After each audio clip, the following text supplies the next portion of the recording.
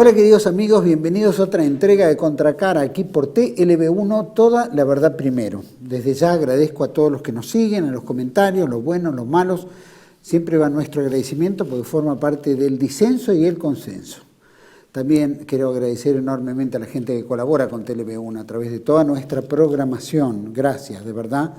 Por supuesto, los que quieran hacerlo tienen debajo de este programa, están todas las plataformas en las cuales la gente puede colaborar para que podamos continuar llevándole a todos ustedes toda la verdad primero. Quiero también anunciarles que nosotros estamos subiendo toda la programación a través de diferentes plataformas, pero que todas conjugan en nuestra página web www.canaltlb1.com como figura aquí abajo. También quiero poner este programa bajo la protección y advocación de la Virgen de Guadalupe, Reina y Señora, Emperatriz de América, para que nos ilumine, nos guíe, nos oriente en este mundo tan complejo, tan difícil que estamos viviendo y que tenemos que salir adelante, pero también a través de la oración y a través del bien que hacemos, justamente siguiendo las directivas de los mensajes de la Virgen, tanto de Fátima, Garabandal, Medjugorje y tantas otras que nos anunciaron que venían tiempos complicados, difíciles y que estamos en un final de los tiempos, aunque no lo queramos ver. Pero bueno, la oración es fundamental en esta época para estar bien orientados, donde es lo correcto, incorrecto, el bien y el mal y saber distinguirlo, especialmente en un mundo confuso, relativista como el hoy.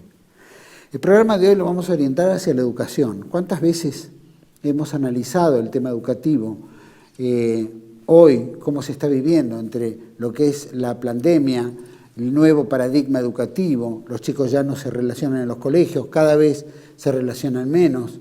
El tema de la educación en sí, cómo está formada, el grado de analfabetismo que existe, ¿no es cierto?, a través de las plataformas educativas, la ideología de género impuesta también, y hacia dónde va esa dirección. Así que para mí es un gusto poder compartir este programa con dos grandes amigos. Ambos fueron conductores del programa Las Horas Doradas, aquí en TLB1, y hoy en día están conduciendo el programa Tradición Perenne. Para mí es un gusto presentarlo a Andrés Rogelio de la Mota, que Andrés Rogelio de la Mota es filósofo, escritor, poeta, y a Cristian Gamba, profesor de lengua y literatura, licenciado en letras, escritor de novelas satíricas y blogs.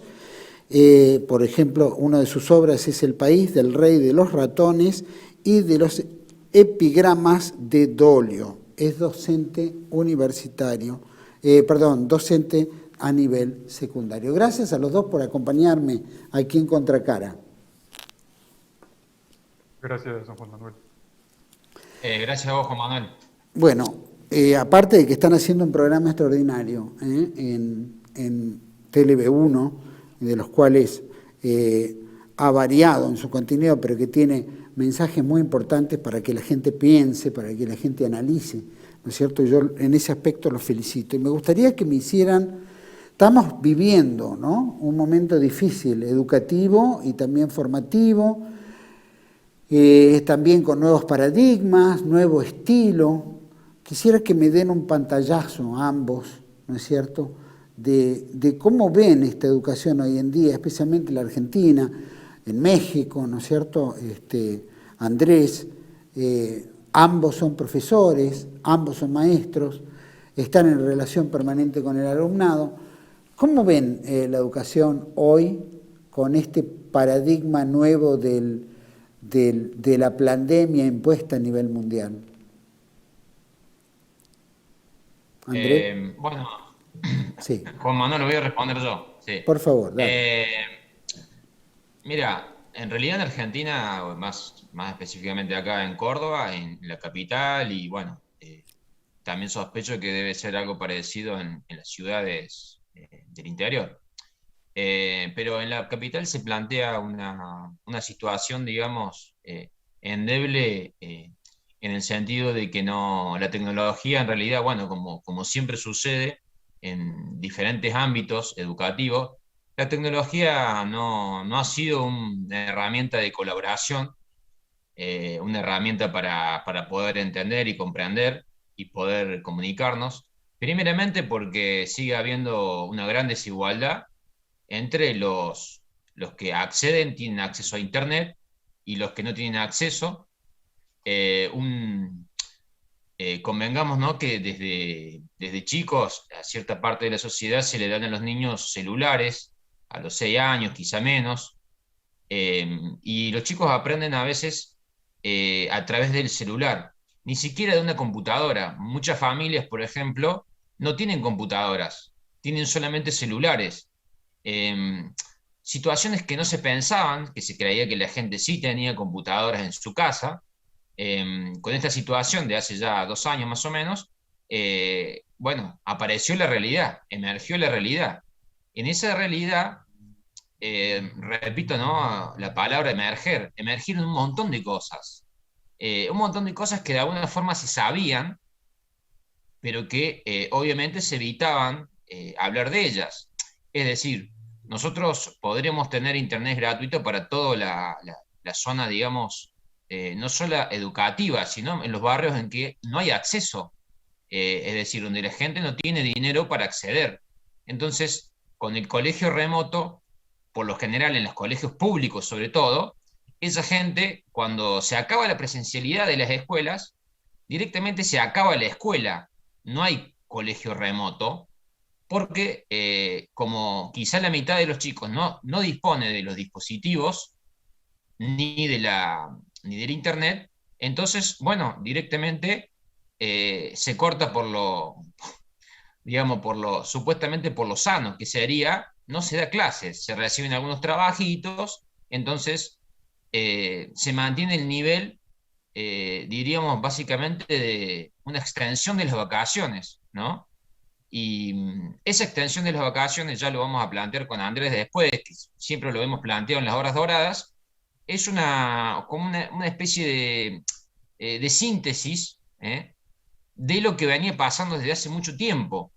Esta brecha tan grande que hay, ¿no?, de la desigualdad, que tiene que ver con la cuestión de leer y escribir, que son una de las cuestiones básicas que debe dar la escolarización, y es lo que no se está generando, y por eso mismo hay brechas de que tenés un 5% de chicos que saben leer y escribir, y quizá la mayoría no sabe leer ni escribir. O sea, son iletrados, dígase leer analfabetos. Esto es muy triste, y no se está diciendo lo que está sucediendo en verdad, por lo menos en Córdoba, y no solo en los colegios públicos, sino en muchos privados subvencionados por el Estado, está sucediendo esta es una realidad, y una realidad que se ha profundizado en estos últimos años. Eh, Sí, yo quisiera ahondar en la brecha que ha mencionado Cristian, y todo parte de la definición de educación, sobre todo comprender cuál es su raíz etimológica. Ex, fuera de, ducere, conducir, guiar. Ahora bien, lo que hace el docente es dotar al alumno de los medios para que él mismo, en su libre albedrío, trascienda de un estado primitivo a un estado de virtud. Estableciendo una analogía, podemos decir que el docente labra la tierra, pero el fruto es de la tierra, es del alumno. La educación, en su concepción clásica, tenía la finalidad, como lo he dicho, de trascender de un estado a través de qué? De la frónesis, prudencia, o la arete, virtud. Era provocar, era generar las situaciones, los contextos, proveer de los medios para que el alumno logre la sabiduría, y la sabiduría tanto intelectual como moral. Esta educación antiguamente se denominaba liberal, es decir, de los hombres libres, de latín liber. ¿Cuál sería la contraposición de lo libre? lo servil, servus. Entonces, lo que estamos viviendo es una educación, diríamos, de servilis, de servidumbre. La brecha, por lo tanto, yo la veo en el sentido de la libertad y de la servidumbre. Y podemos ahondar en cuál es el sentido de la educación liberal, cuáles son sus características, sus cualidades conspicuas, y qué es lo que sucede con la educación contemporánea, que como muy bien ha dicho Cristian, lo que estamos viendo ahora son los mayores efectos, pero la raíz ya estaba, es decir, no podemos decir que la educación estaba funcionando de las mil maravillas y ya ahora se descompone con esta contingencia, ¿no? La educación tenía mucho tiempo de venir mal, es decir, no se daba ya el gajo de naranja, sino la sola cáscara. Y esto es intrínsecamente nocivo, es decir, que la educación servil es dañina, está falseada desde sus principios, desde sus primeros principios, digamos, desde sus concepciones más fundamentales. Y eso es lo que tenemos que analizar, en qué consiste la verdadera educación y en qué consiste la educación contemporánea y cómo esta contingencia ha mostrado el peor rostro de dicha educación. Siempre hemos visto, o por lo menos se han destacado, México con grandes escritores, grandes pensadores, Argentina lo mismo, una educación de primer nivel, ¿no? Hasta los años 70 y tantos. De repente vemos un declive enorme en la educación, ¿no? Cada vez que se hablaba, ¿no?, que somos país democrático, que bueno, hemos pasado por transiciones políticas distintas, pero también que alteraba el orden constitucional, y bueno, y esto conllevaba a que bueno, ahora tenemos más libertad, se supone que la democracia es un factor fundamental donde permite la igualdad hacia todos frente al Estado, pero vemos que cada vez se cerciona esa parte y pasamos de una educación premium, maravillosa, o de grandes virtudes, con grandes escritores, pensadores, ¿no es cierto?, debates en los colegios, ¿no?, para llegar a la universidad donde uno se destacaba, y vemos cada vez un decaimiento mucho mayor hoy en día, donde, como bien decía Cristian, las plataformas digitales o a través de los diferentes componentes que se utilizan hoy por el distanciamiento y lo que se impone, reduce cada vez más el nivel educativo, ¿no es cierto? Cada vez está más cerciorado, cada vez los chicos saben menos, y se invoca a una igualdad de la cual cada vez se cerciona más esa igualdad, porque bien dice, algunos tienen acceso a medios digitales, algunos tienen internet, otros no, ¿no es cierto? Entonces la desigualdad se marca cada vez más. ¿Cómo ese decaimiento se debe a qué? A que el mundo cayó también, a que hay influencias, llamémosla económicas, reformas educativas, que cada vez que se ha hecho una reforma en beneficio ha terminado siendo en detrimento de la educación en general. ¿Qué fue lo que pasó en estos últimos 40 años, digamos, que marcara tanto un decaimiento y una decadencia tan abismal?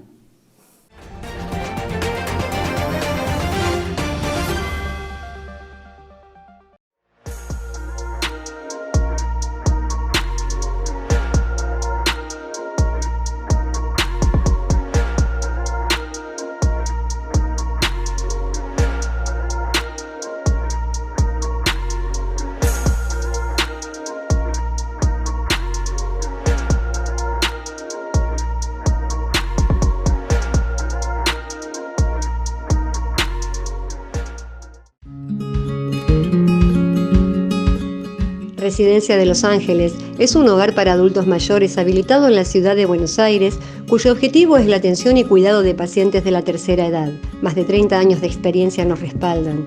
Trabajamos con dedicación para cuidar a nuestros abuelos y así ofrecerles la felicidad y comodidad que ellos merecen. Estamos en el barrio Villarreal, pasaje Francisco Bauzá 2372, casi esquina Tinogasta. Comuníquese con María al 11 61 70 45 38. Los esperamos.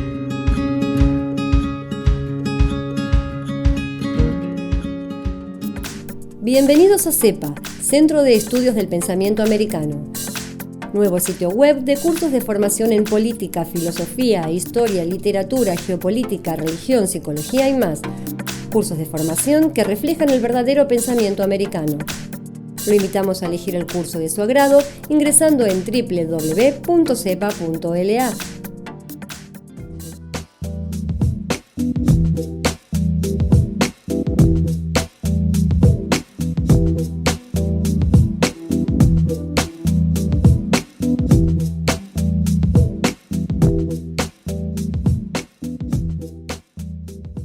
Decir siempre la verdad primero tiene un precio.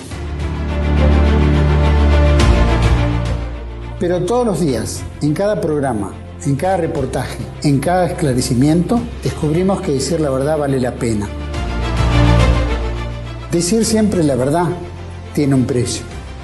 Pero cada vez que recibimos tu apoyo, entendemos que seguir luchando vale la pena.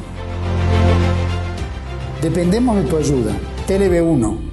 Toda la verdad primero.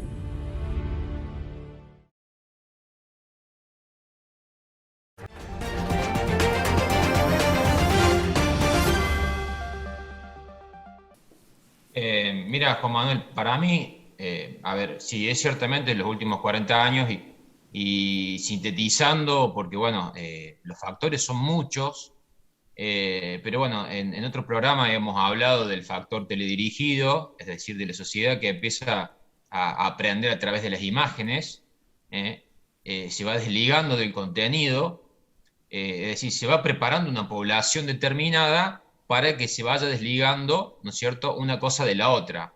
Lo que antes era una apoyatura, digamos, de la palabra, la imagen era una apoyatura de la palabra para, bueno, que el niño pueda empezar a leer cada vez más y depender menos de la imagen, ¿no? Esto se ha vuelto al revés, ¿no? Es decir, los dibujitos que consumen los chicos, los niños, son totalmente básicos y bueno, y recurren al colorido, a las formas, a la imagen, a la estructura de la imagen dinámica. Entonces, bueno, si nosotros empezamos a ver cómo cambiaron las costumbres, ¿no? Porque me refiero un poco a esto, de cómo van cambiando las costumbres, de acuerdo a las costumbres, el Estado y los planes educativos, en realidad, lo que van haciendo es adaptarse, ¿no? Se van adaptando a esas costumbres. Entonces, obviamente que si la educación escolar se va adaptando, va terminando por imitar la forma en que se escriben los diarios, cómo son las plataformas de internet, por ejemplo. Un manual está diseñado como una página de internet, ¿no? Con mínimo de contenido, como una revista, podríamos decir una revista con muchas imágenes, ¿no es cierto? Que una plataforma de cualquier página web con muchos dibujos, bueno, habíamos hablado una vez sobre esta manipulación que se viene haciendo desde hace ya mucho tiempo con el trabajo de los manuales para infantos juveniles, igual que la literatura infanto juvenil. Es todo un negocio, esto que viene sobre todo desde la caída desde la muerte de Perón y la caída de Isabelita. Es decir, desde ese punto, de más o menos desde el 76 para adelante, por lo menos en Argentina, había antes, por lo menos, una actitud de lectura. Y una actitud de lectura, además, que constaba de ámbitos de lectura. La biblioteca, diferentes lugares, la biblioteca no solamente popular del barrio, la de la casa, siempre había una bibliotequita en la casa, y si no, había un itinerario de recorridos de libros. Ahora, ¿qué pasa? Ahí va manifestándose la imposición de la imagen. Entonces el Homo Videns, como hablamos nosotros con Andrés en muchos programas, se va captando, digamos, esa imagen como totalidad. La imagen va, de alguna forma, tiranizando, ¿no? Nos va tiranizando y nos va dejando en esa dinámica de la imagen. Y perdemos el contenido y el momento de la reflexión, como lo genera el cine de Hollywood, por ejemplo, como lo generan los videojuegos, bueno, en fin, toda esa dinámica explosiva, o la música de rock, o el pop, como el programa que hizo Andrés, el primer programa de Tradición Perenne, que es fantástico. Ahí está muy bien demostrado esta necesidad, ¿no? De una energía que no necesariamente debe ser eso lo alegre, ¿no? Es decir, hay un componente también de la pérdida de la voluntad.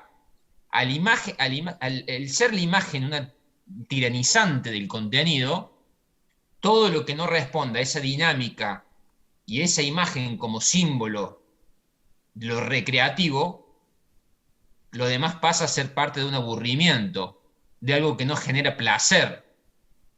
Y se va imponiendo poco a poco, desde la década de los 80 en adelante, que la lectura debe ser placer, solamente un placer. Y obviamente Juan Manuel se va imponiendo, esto lo sabemos todo, el desprestigio de la memoria. Memorizar, no, memorizar es una aberración. Cuando hay ciertas cosas que debemos memorizar. Obviamente que primero hay que comprenderlas, ¿no es cierto? Pero hay que memorizar ciertas cuestiones. Entonces ahí, y bueno, y las últimas reformas de la época ya de Menem en Argentina, en el Menemato, y bueno, se van haciendo reformas en que, por ejemplo, los manuales de educación cívica incluso, van siendo nomás un cuadernillo, y los manuales van pasando a ser un gran negocio de las grandes editoriales, en donde se van adaptando al niño, se van adaptando, digamos, a esta pereza mental, a la pereza mental que va generando el Homo videns, y lo va estupidizando cada vez más. Lo va transformando en un homúnculo, ya no es un Homo videns, por lo menos tiene cierta capacidad de lectura y de relacionar imágenes. Acá hay una incapacidad de relacionar imágenes.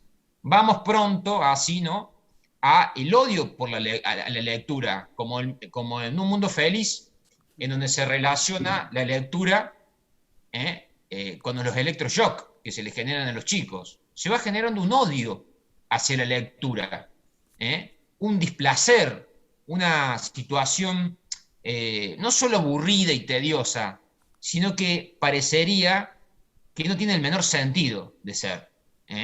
Y bueno, a ver, contraponer estas cosas en un mundo de hoy que también lo teledirigido nos está perpetuando en la única posibilidad de manifestarnos, y bueno, se va generando, ¿no?, una perspectiva que ha perdido el humanismo, por ejemplo.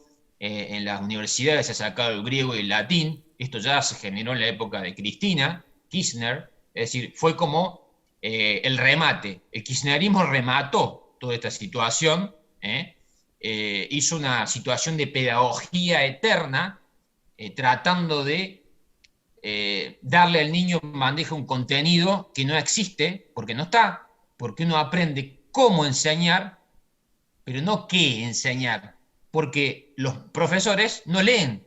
Entonces, al no leer, ¿qué van a enseñar? Al no estudiar, ¿cuál es el contenido? No se trabaja sobre el contenido, se trabaja sobre cómo dar un contenido que no sabemos cuál es, porque no se lee Shakespeare, por ejemplo, no se lee Martín Fierro. Entonces, ¿qué vamos a dar? No hay tiempos en los sistemas educativos para leer. Y tenemos otro tema que después podremos hablar, que es la gremialización de los padres, ¿no?, que definen a sus hijos ante los profesores como gente que sabe e impone sus ideas, ¿no?, de lo que está bien y lo que está mal. Ahí quisiera aportar una cuestión. El desarrollo intelectual occidental pasa en su forma más decantada y de manera directa a la Ciudad de México, vía la homologación con la Universidad de Salamanca. Habló de la Real y Pontificia Universidad de México. Mientras que Europa comenzó a rechazar su propia tradición, esa tradición clásica se asienta completamente en el Nuevo Mundo y tiene un desarrollo aún durante varios siglos. Es decir, Europa comienza a rechazar su propia tradición y esa tradición se afirma y reafirma en todas sus modalidades, inclusive en su didáctica medieval. Comentó Cristian a grosso modo de la mnemotecnia, por ejemplo. Recuerdo el caso de un profesor que para tener la cátedra de Santo Tomás de Aquino sabía de memoria, evidentemente en latín, toda la Suma Teológica. Es decir, esas formas de las artes liberales que evidentemente se afincan en la tradición grecolatina y alcanzan su plenitud en el medioevo, se mantienen en su desarrollo en el Nuevo Mundo, y eso continúa, como usted bien lo dijo, don Juan Manuel, hasta bien entrado el siglo XX. Tenemos aquí el caso del Ateneo de la Juventud, que eran escritores, luminarias del pensamiento iberoamericano, que bebían continuamente de las fuentes de la tradición, eran eruditos del pensamiento clásico y evidentemente criollo, porque también tenían un conocimiento de los elementos propios indianos o los elementos telúricos, eran hombres sobradamente eruditos. ¿Qué es lo que sucede? Que a la postre lo que se anula no son ciertos principios de la educación, sino es la educación en sí misma. Hablé de la finalidad de la educación. Bueno, una educación servil en sentido estricto, por definición, no es educación, porque no hay el elemento de trascendencia. No hay educación. Entonces, y eso lo podemos verificar en nuestra experiencia académica. Habla Cristian de la lectura. Bueno, también menciono yo los números. El conocimiento de las letras y los números es completamente espurio, porque lo que sucede ahora no es educación, sino es una capacitación para el mundo laboral, que es de lo que ha estado hablando Cristian. Es una preparación para obtener un certificado y ubicarse en el mundo globalizado. No son los números reales los que se enseñan, el número pitagórico, o esta tradición, el numerus proportio, es decir, ¿qué es el número? Ahí me decían, por ejemplo, ¿cuánto mide esto? No lo sé, pues lo que usted diga o lo que esté ahí. ¿Qué es el número? De antemano necesito comprender esto. Bueno, para comprender el número, necesito comprender un concepto fundamental de la educación, que es el concepto de unidad. Si no me sitúa en un plano de completo relativismo, es una cuestión netamente operativa, funcional, como dije, una capacitación para resolver algunas cuestiones en el mundo laboral. Pero la noción de número es muy compleja, muy vasta, y nos vincula a la unidad y a la relación entre unidades, números, proporcio, el logos, el orden, la armonía, y eso lo vemos en la en la física, pero también en todo tipo de relaciones, en las relaciones humanas, por ejemplo, las letras. Cuando nosotros estudiamos gramática, no comprendemos, nos dicen sujeto, predicado, objeto directo, indirecto, circunstancial. Bueno, ¿eso qué aplicación tiene? Yo no comprendía la aplicación de lo que me estaban enseñando. La aplicación en el sentido más frívolo posible, que era, bueno, ¿y para qué estoy resolviendo esto? ¿No? Para obtener una calificación, que todo es una cuestión cuantitativa, o también en el aspecto cualitativo. Entonces, las letras, las palabras tienen un sentido muy profundo, tienen una relación con un orden metafísico, nos está hablando de sustancias, de entidades, de relaciones, de armonía, de orden, y eso nos lleva a una visión espiritual, una visión trascendental, tanto del ser humano como del cosmos.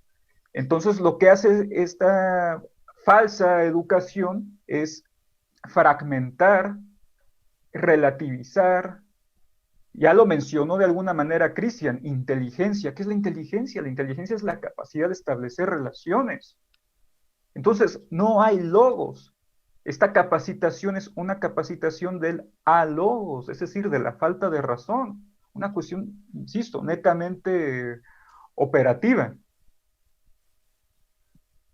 ¿No? Obviamente se fue dando que reformas educativas han traído la educación a su mínimo exponente, ¿no? a sus elementos más básicos. Hemos vuelto como a lo básico, bien decía, no hay ni siquiera una biblioteca, la gente se comunica ya por mensajes cortos, es un zapping en los manuales, como en las películas, como en, ¿no es cierto?, como en el contexto tipo Twitter, ¿no? Frases, ¿no? No hay ni siquiera contenido. Se supone que ahí uno tiene que interpretar. Esto, entendemos que el mundo va en una dirección donde está el control de las masas, ¿no es cierto?, la ingeniería social, ¿no es cierto?, que la entendemos como que infiltran temáticas, y efectivamente la hacen, ¿no? Pero en el conjunto, la educación fue en declive, y fue comparativamente en declive como fueron en declive los países en su esencia, ¿no? Esto obviamente no es un plan aislado de una reforma educativa, esto ha venido acompañado por las presiones de los organismos internacionales que decían, bueno, hay que modificar el plan educativo porque el mundo tiene que estar preparado para otra etapa. ¿Cuál es la etapa que ustedes ven en la cual estamos transitando hacia un alumnado o un sistema educativo, incluyendo a los maestros, profesores, etcétera, donde ni siquiera están preparados ni formados como para crear una educación de excelencia? Y si es de excelencia, lo bombardean en 2 minutos, ¿no? Como todo el mundo tiene que aprobar, ¿no? Todo tiene que aprobar porque la escuela dejó de ser un ámbito de educación para ser un ámbito de contención social. Juan Manuel, ahí sí, eso que dijiste justamente al final, la cuestión de la contención social, bueno, claro, claramente es más fácil, digamos, utilizar la escuela como un elemento que pueda solucionar todas las cosas, todos los déficits sociales que pueda haber,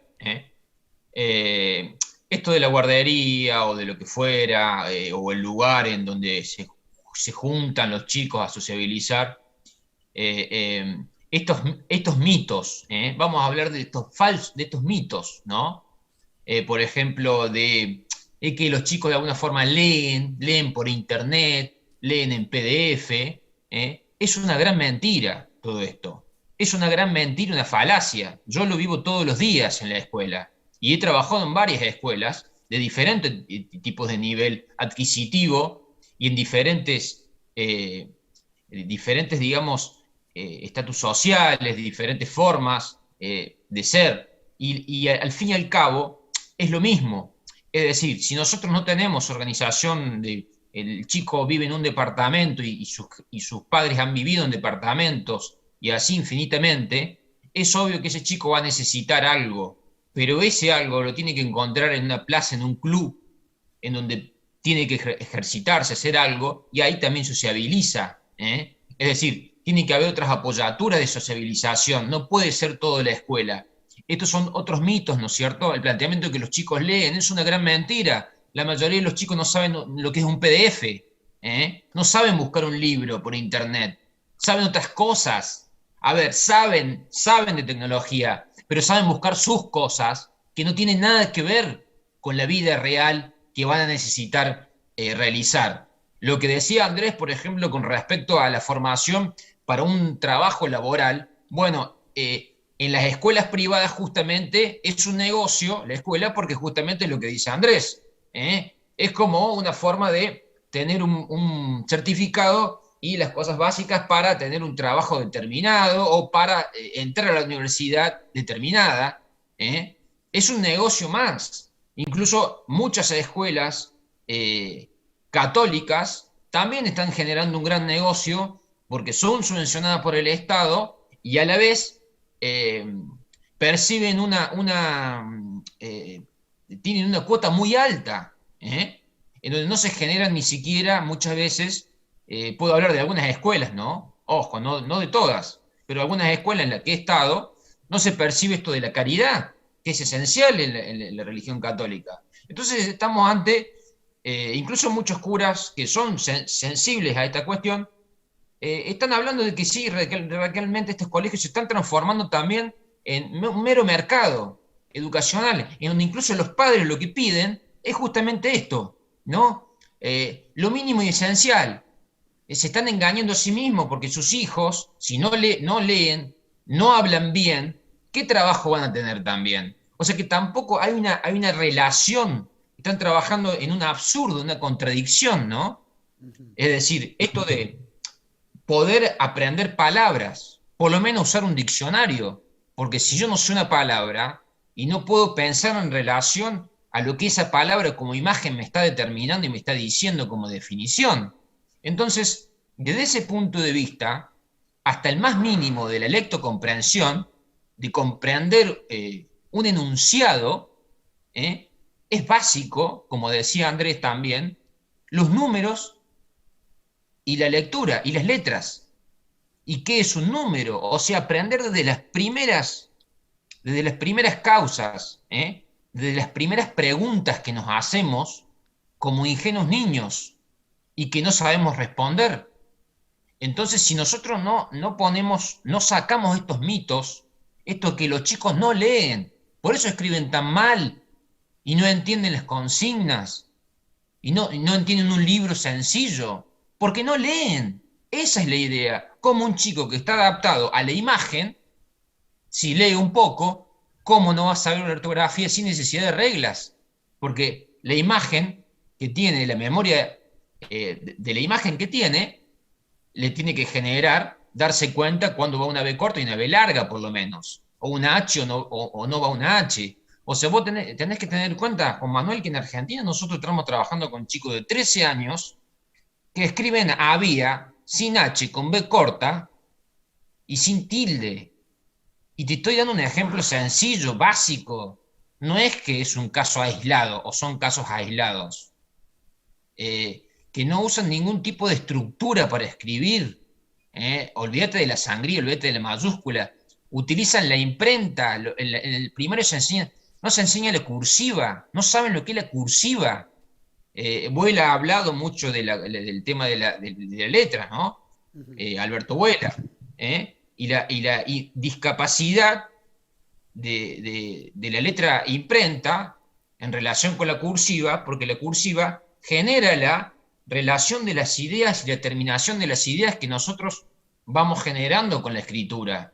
Como este tipo de cosas, hay muchas otras que se vienen generando de hace mucho y que la pandemia es una excusa para agravar todo esto y para que los profesores de alguna forma no podamos decir nada, porque cualquier cuestión que suceda, está la pandemia en primera instancia, es lo más importante. Entonces, todo lo demás se reduce a cuestiones colaterales.